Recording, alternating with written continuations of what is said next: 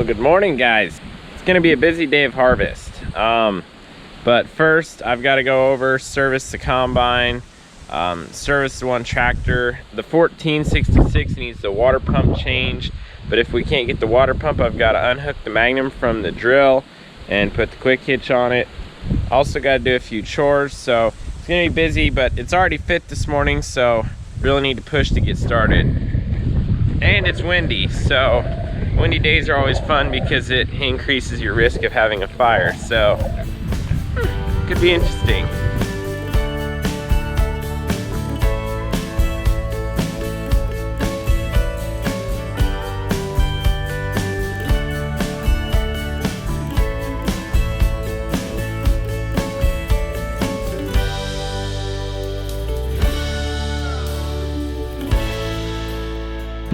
Probably can't hear anything, but sister and I just finished up all the chicken pens, and now I'm gonna head over to John's and start working on the combine. Dad should be back around 9 o'clock with the water pump for the tractor, so I need to have the combine all done by then and the tractor taken apart. But real quick, we're gonna check this bin. I just kind of want to see how full it is.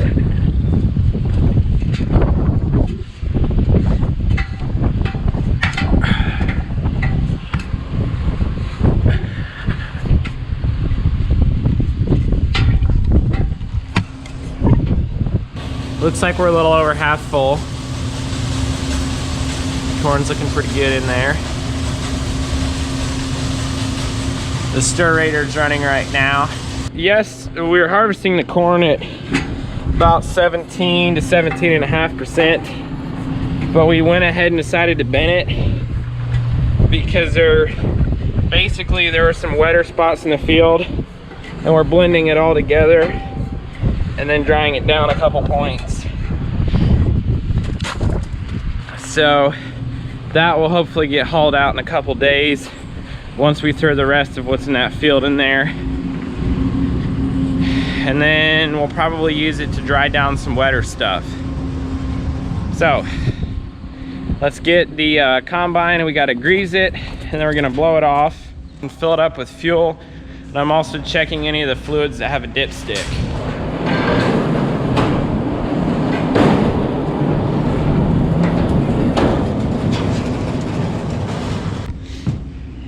Before we fire it up and take it outside, we're gonna check the hydraulic oil. Right now the head is up and it's at the bottom of the sight, so we're good to go with that. Gonna pop this open. Okay, this dipstick right here is right at full. I'm gonna crawl in, check the rotor gear case.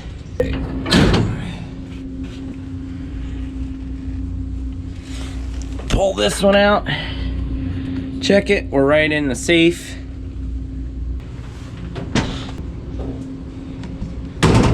In case if you guys can't tell, I always get a little stuffed up during harvest season. Just happens, it's part of it. It's not fun, but I deal with it. We've got this dipstick right here. I'm gonna pull this thing out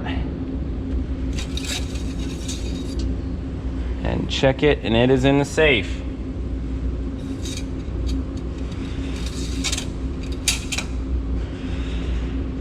Okay, I'd say we're at this point good. We're gonna fire it up, back it outside, and blow it off.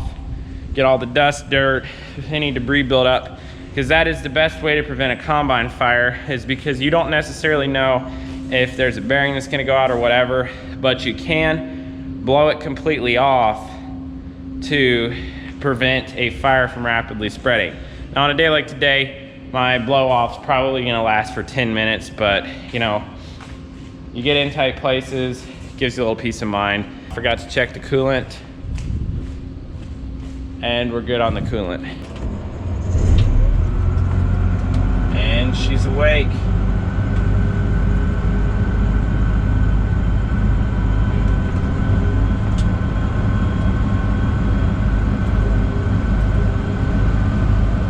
Okay, wind her up a little bit.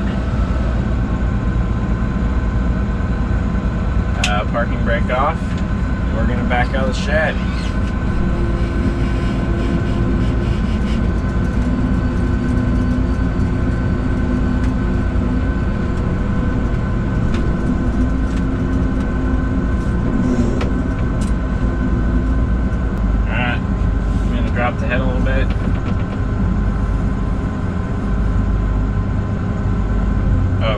to pick up the lock real quick. I'll drop the head and start blowing it off.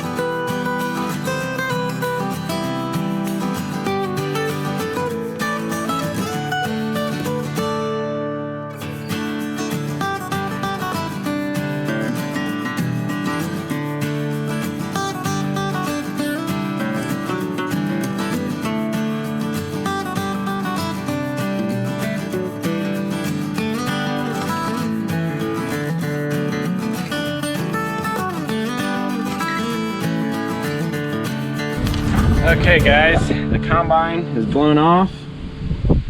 Well, except for that right there. I didn't come up here and do this, but it's mostly blown off. I'm gonna go ahead, fuel it up, and then hit the 10-hour grease zerks. And I'm also going to pop the serpentine belt off and check the water pump and that other bearing because I just replaced those.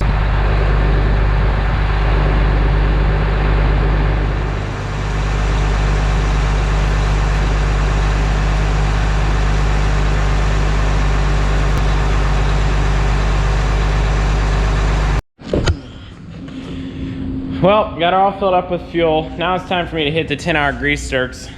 So far we're liking the combine except for one thing. I just filled it up with fuel, and granted I was not unloading on the go, so I was using a lot more fuel, but that 305 horsepower motor takes a lot of fuel. Combining 27 acres, we use 66 gallons of fuel. I don't have a direct point of reference, but I know our old combine, when we would be unloading on the go, we would run about 1.2 to 1.3 gallons of fuel per acre. I know it's over 2, but let's just see what that was. 66 divided by 27. That's almost 2.5 gallons of fuel per acre. It's 2.44. So that's a lot of fuel. Hopefully we can cut that down a little bit by unloading on the go. But yeah, that's a lot of fuel. But when we're unloading on the go, we use the Kubota over there. We can run for probably 2 days, and that's about 160 acres, and run on 40 gallons of fuel. So that tractor does pretty good, and that helps out a lot with the fuel consumption of that beast. So let's get to greasing.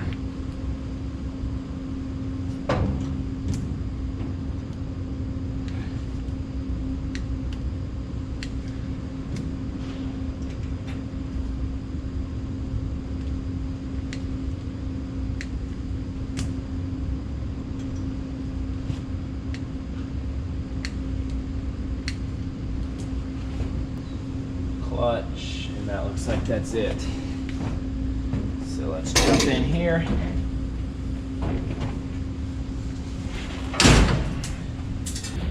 So the one other gripe I have with Case about this combine is the fact that when these were the 2388s, everything inside the engine compartment, the whole separator system was red. And it made it a lot brighter and easier to work on. For some reason, when they switched to 2588s, the current other model at the time was the 8010 and 7010, and they had a lot of black on them, so they thought they'd paint the internals on the 2588 black.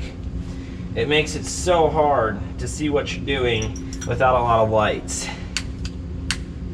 So in that way, I do miss the old combine, because it was a lot easier to see when you were working on it.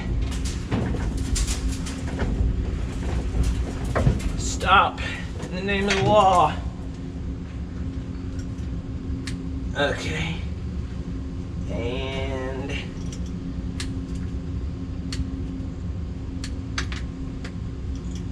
done. And while I'm up here in the engine compartment, I'm gonna go ahead, pull this shield off, and check. Just wanna check the serpentine belt and the water pump, make sure we're all good.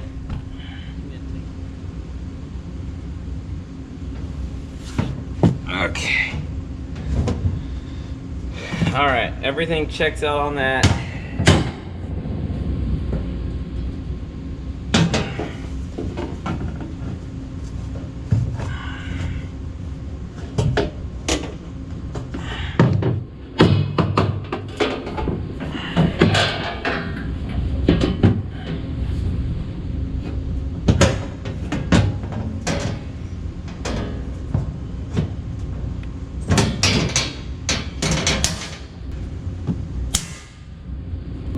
Okay, I've got all the 10-hour grease zerks knocked out, so now we're gonna start taking the 14 apart.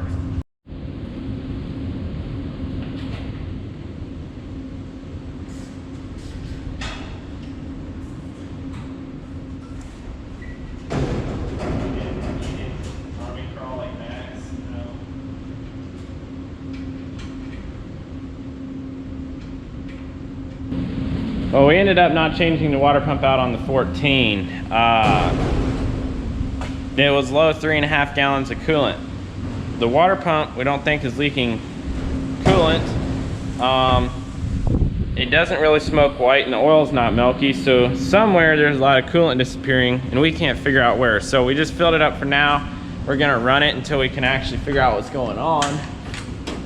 But that might explain why she was getting a little bit warm. So I just checked out the Kubota, make sure all her vitals are good. Let's check the hydraulic oil real quick. It's on the dipstick. Okay, I'm gonna take a couple wagons out and then we'll get rolling for today.